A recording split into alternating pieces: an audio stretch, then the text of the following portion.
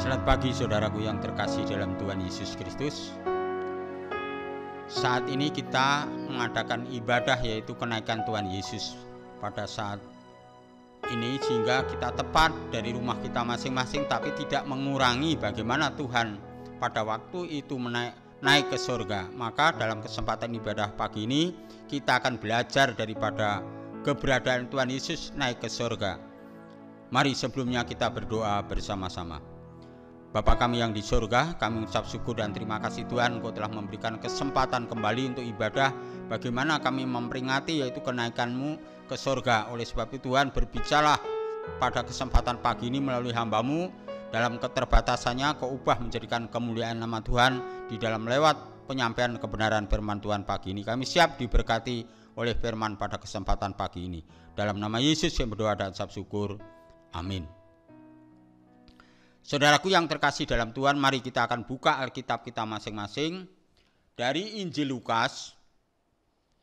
Dari Injil Lukas pasal 24 ayat yang ke-50 sampai 51. Saya ulang kembali, Injil Lukas pasal 24 ayat 50 sampai 51 dikatakan begini.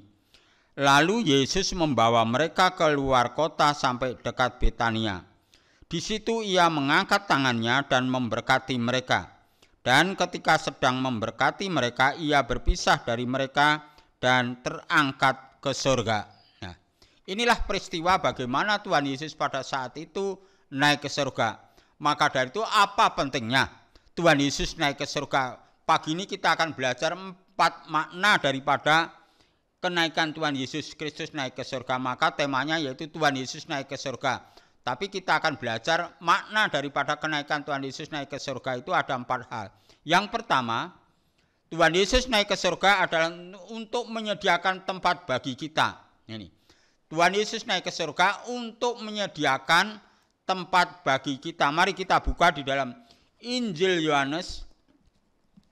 Injil Yohanes pasal yang ke-14.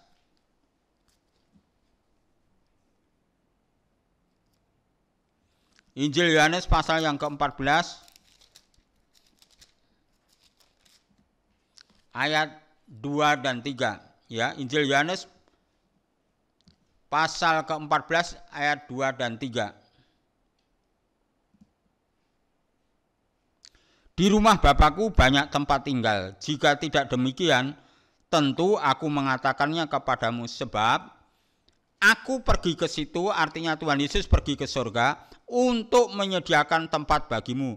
Dan apabila aku telah pergi ke situ dan telah menyediakan tempat bagimu, aku akan datang kembali dan membawa kamu ke tempatku, supaya di tempat di mana aku berada, kamu pun berada. Nah, ayat ini mempertegas kepada keyakinan kita bahwa kita percaya kepada Tuhan Yesus, kelak kita akan masuk surga. Tetapi pada kenaikan Tuhan Yesus ini jelas bahwa Tuhan Yesus naik ke surga itu ada tujuan, ada misinya, yaitu untuk menyiapkan tempat bagi kita. Orang-orang yang percaya kepada Tuhan Yesus sudah nanti dipanggil oleh Tuhan, ada tempat yang khusus yaitu surga yang disediakan oleh Tuhan Yesus itu sendiri. Nah, tempat yang macam apa Tuhan Yesus menyediakan di surga? Mari kita buka di dalam 1 Petrus pasal pertama ayat yang keempat. 1 Petrus pasal yang pertama ayat yang keempat. 1 Petrus pertama ayat yang keempat dikatakan begini. Untuk ini, yaitu tempat yang di surga itu seperti ini. Untuk menerima suatu bagian yang tidak dapat binasa, yang tidak dapat cemar, dan yang tidak dapat layu, yang tersimpan di surga bagi kamu. Nah, inilah tempat yang disediakan Tuhan, yang tidak tercemar, yang tidak bisa binasa. Itu semua disediakan bagi kita. Maka dari itu kita harus semangat untuk mengiring Tuhan di dalam kehidupan kita selama kita masih dipercaya di dunia ini. Mari, jangan sampai kendor apapun yang terjadi di dalam kehidupan kita. Seperti halnya pada saat ini kita mengalami suatu kehidupan yang tidak bisa kemana-mana, tetapi tidak mengurangi dari semangat kita untuk mengikuti bersama dengan Tuhan. Dengan cara apa? Banyak berdoa, banyak membaca Alkitab. Disitulah Tuhan akan melihat bagaimana aktivitas orang percaya di muka bumi ini, sehingga Tuhan pergi naik ke surga itu adalah yang pertama untuk menyiapkan bagi kita yaitu tempat yang tidak cemar, tempat yang tidak binasa dan sebagainya, itu menjadi bagian dalam kehidupan kita. Maka dari itu ini mendorong, memotivasi kita supaya semangat terus mengisi kekekalan di dalam selama kita masih di dunia.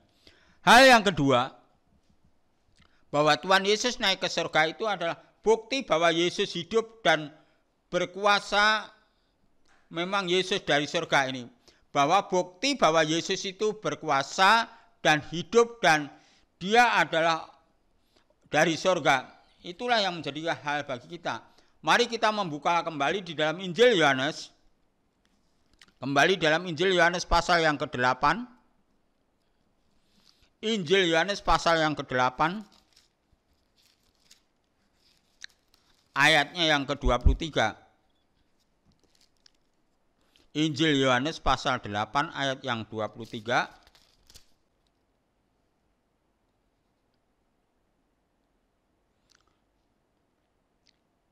Lalu Yesus berkata kepada mereka,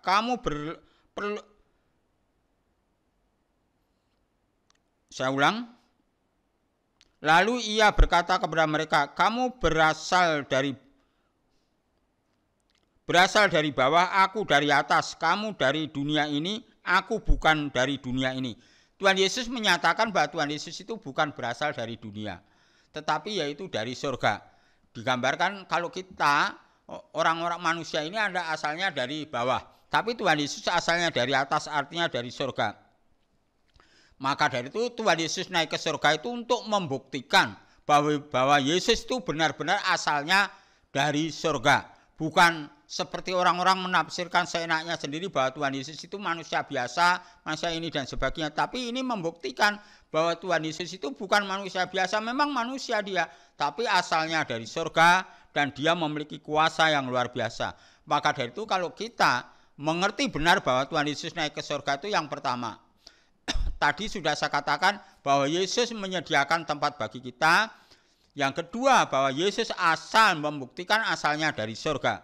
Dan sekarang kita akan belajar yang ketiga, bahwa Yesus akan mencurahkan Roh Kudus. Nah ini, Tuhan Yesus menjanjikan setelah dia naik ke surga, Tuhan Yesus akan mencurahkan Roh Kudus bagi orang yang percaya kepadanya. Mari kita membuka di dalam Kisah Para Rasul pasal yang pertama.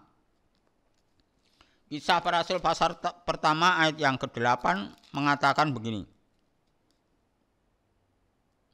Tetapi kamu akan menerima kuasa kalau Roh Kudus turun ke atas kamu, dan kamu akan menjadi saksiku di Yerusalem dan di seluruh Yudea dan Samaria dan sampai ke ujung bumi. Ini pada penyataan Tuhan Yesus pada saat itu naik ke surga, bahwa dia akan memberikan Roh Kudus kepada kita yang percaya, akan memiliki suatu kuasa di dalam kehidupan kita menjadi saksi-saksi Kristus dari Yerusalem, Yudea dan sampai ke ujung bumi. Artinya supaya hidup kita itu menjadi berkat dari keluarga kita, dari lingkungan kita yang paling dekat, dan menuju tetangga atau orang lain, bahkan sampai ke ujung bumi. Bagaimana kehidupan saudara saat ini? Apakah kita sudah menjadi berkat bagi orang lain?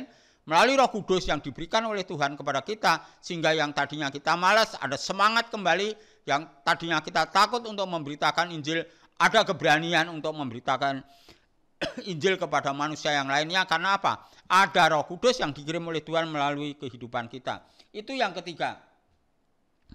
Yang pertama tadi dikatakan bahwa Roh Kudus, Tuhan Yesus naik ke surga adalah untuk menyediakan tempat bagi kita. Yang kedua untuk membuktikan bahwa Tuhan Yesus itu dari surga. Yang ketiga adalah Tuhan Yesus akan mengirimkan Roh Kudus bagi kita semua. Sekarang yang keempat, yang terakhir adalah Yesus sebagai pengantara. Ini Yesus adalah sebagai pengantara manusia untuk menjalin hubungannya, yaitu manusia yang sudah berdosa, kepada kita semua. Mari kita membuka di dalam kitab Roma. Kitab Roma pasal yang ke-8. Roma pasal 8 ayat 34 dikatakan begini. Kristus Yesus yang telah mati, bahkan lebih lagi yang telah bangkit, yang juga duduk di sebelah kanan Allah, yang malah menjadi pembela bagi kita. Nah ini, jadi Tuhan Yesus yang sudah mati, bangkit, dan naik ke surga, itu menjadi pembela kita. Maka dari itu pada waktu nanti kita terangkat ke surga pada Tuhan, Tuhanlah yang membela kita. Tuhan Yesus itulah yang kita yakini selama kita di bumi ini, nanti kelak kita akan dibela oleh Tuhan. Maka dari itu pagi ini luar biasa di dalam kehidupan kita. Mari kita kembali lagi, kita membuka Alkitab supaya lebih diyakinkan di dalam Ibrani pasal 7 ayat 25. Ibrani pasal 7 ayat 25.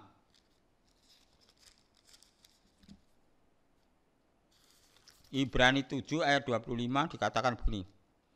Dan ia bukan ia yang dimaksud adalah Tuhan Yesus, dan ia bukan masuk untuk berulang-ulang mempersembahkan dirinya sendiri sebagaimana imam besar setiap tahun masuk ke dalam tempat kudus dengan darah yang bukan darahnya sendiri. Nah, inilah yang perlu kita tahu, bahwa Tuhan Yesus masuk ke surga bukan berulang-ulang. Tetapi Tuhan Yesus masuk ke surga untuk meyakinkan kita bahwa kita punya pengantara atau punya penyambung di dalam kehidupan kita sebagai orang percaya. Saya akan mengajak ayat terakhir, yaitu di dalam 1 Yohanes pasal yang kedua. 1 Yohanes pasal kedua ayat yang pertama dikatakan begini. Anak-anakku, hal-hal ini kutuliskan kepada kamu, supaya kamu jangan berbuat dosa. Namun jika seorang berbuat dosa, kita mempunyai seorang pengantara pada Bapa, yaitu Yesus Kristus yang adil. Nah ini, maka dari itu diingatkan supaya kita orang percaya tetapi jangan gampang berbuat dosa. Meskipun kita punya pengantara Yesus yang adil, tetapi kita jangan menggampangkan, wah saya hidup punya pengantara ini berbuat dosa seenaknya. Jangan. Itu artinya menyepelekan atau merendahkan anugerah yang diberikan Tuhan di dalam kehidupan kita. Oleh sebab itu perlu kita hati-hati, perlu kita tata perjalanan hidup kita supaya dosa tidak terjadi dalam kehidupan kita. Nah, sekarang sungguh saya mengajak para saudara ayat yang terakhir, yaitu 1 Timotius pasal yang kedua. Ini benar-benar ayat yang terakhir, 1 Timotius pasal yang kedua ayat yang kelima dikatakan begini. Karena Allah itu Esa, dan Esa pula Dia yang menjadi pengantara antara Allah dan manusia, yaitu manusia Kristus Yesus. Jelas pengantara manusia dengan Allah, yaitu Yesus Kristus. Di dalam 1 Timotius pasal 2 ayat 5 ini memperjelas pada kita bahwa Yesus adalah sebagai pengantara bagi kita. Oleh sebab itu pagi ini boleh kita belajar makna daripada kenaikan Tuhan Yesus. Ada 4 hal, ya saya ulang. Yang pertama, Tuhan Yesus naik ke surga yaitu untuk menyediakan tempat bagi kita. Tempat yang seperti apa? Sudah dijelaskan dalam 1 Timotius. Dalam 1 Petrus pasal pertama ayat 4 tadi, yaitu tempat yang tidak rusak, tidak binasa, tempat yang tidak cemar dan sebagainya, itu menjadi bagian di dalam kehidupan kita. Yang kedua adalah Yesus membuktikan bahwa Yesus itu asalnya dari surga dan Dia memiliki kuasa yang sangat luar biasa.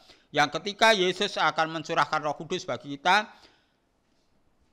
Yang keempat adalah Yesus sebagai pengantara kita. Nah, inilah kita pada kesempatan pagi ini kita belajar hal ini. Mari kita akan berdoa bersama-sama. Tuhan Yesus, pada kesempatan pagi ini kami bersyukur dan terima kasih Tuhan, karena Engkau telah memberkati melalui pemberitaan firman Tuhan di dalam sejarah kenaikan Tuhan Yesus. Pada kesempatan ini kami memperingati kembali, dan ada 4 makna yang diuraikan oleh hamba-Mu pada kesempatan ini Tuhan. Tolong Tuhan Yesus, Kau akan memberkati kami. 4 hal ini menjadikan peringatan bagi kami, mengingatkan keberadaan kami bahwa Tuhan Yesus naik ke surga adalah menyediakan tempat bagi kami. Dan yang kedua, Tuhan Yesus naik ke surga membuktikan bahwa Yesus dari surga dan memiliki kuasa. Yang ketiga, Tuhan Yesus adalah akan mengirimkan Roh Kudus bagi kami. Dan yang terakhir, bahwa Roh Kudus adalah sebagai pengantara antara umat manusia yang percaya kepada-Mu Tuhan. Oleh sebab itu kami bersyukur dan terima kasih. Berkati seluruh jemaat yang di rumah pada saat ini dan mengikuti ibadah melalui online ini Tuhan. Terima kasih Tuhan. Dalam nama Yesus kami berdoa dan ucap syukur. Amin. Saudara-saudara, mari kita akan akhiri ibadah kita pagi ini dengan doa. Bapa kami yang di surga, kami ucap syukur dan terima kasih Tuhan. Pada kesempatan pagi ini kami boleh ibadah melalui online di rumah kita masing-masing, namun tidak mengurangi kehadiran Tuhan. Pada saat ini kami sudah diberkati firman Tuhan yang kami dengar bersama-sama bahwa Engkau naik ke surga untuk menyediakan tempat bagi kami. dan Tuhan juga membuktikan bahwa Tuhan berasal dari surga. Bahkan Tuhan akan mengirimkan Roh Kudus bagi kami supaya kami ada keberanian, ada kuasa dari Tuhan, dan Tuhan sebagai pengantara di dalam kehidupan umat manusia yang percaya kepadamu Tuhan. Terima kasih Tuhan Yesus, berkat pada kesempatan pagi ini. Secara khusus kami berdoa untuk seluruh jemaat-Mu yang ada di GKRI Kasih Karunia. Tolong Tuhan Yesus berkati satu persatu di rumah mereka masing-masing, baik keluarga mereka, anak cucu menantu. Tolong Tuhan Yesus campur tangan Tuhan memberkati dan mencukupkan segala keperluan di dalam suasana yang seperti ini Tuhan. Kami percaya Tuhan punya rencana yang indah bagi kami, khususnya gereja-Mu di tempat ini Tuhan. Kami juga berdoa untuk bangsa dan negara kami. Tolong Tuhan Yesus berilah hikmat, kesabaran untuk berperang melawan virus ini, sehingga dalam waktu dekat virus ini bisa keluar dari bumi, khususnya di Indonesia. Tolong Tuhan Yesus campur tangan Tuhan memberkatinya Tuhan. Terima kasih Tuhan Yesus, sebentar kami ingin berpisah satu dengan yang lainnya meskipun dari rumah. Tuhan terus menjagai kehidupan aktivitas kami masing-masing. Di dalam nama Yesus mari kita arahkan hati dan pikiran kita kepada Tuhan Yesus. Kita mohon berkat daripada Tuhan kita Yesus Kristus. Kiranya anugerah damai sejahtera dari Allah Bapa, Putra dan Roh Kudus menyertai hidup saudara, keluarga saudara saat ini sampai Tuhan Yesus datang yang kedua kalinya. Amin. Doksologi.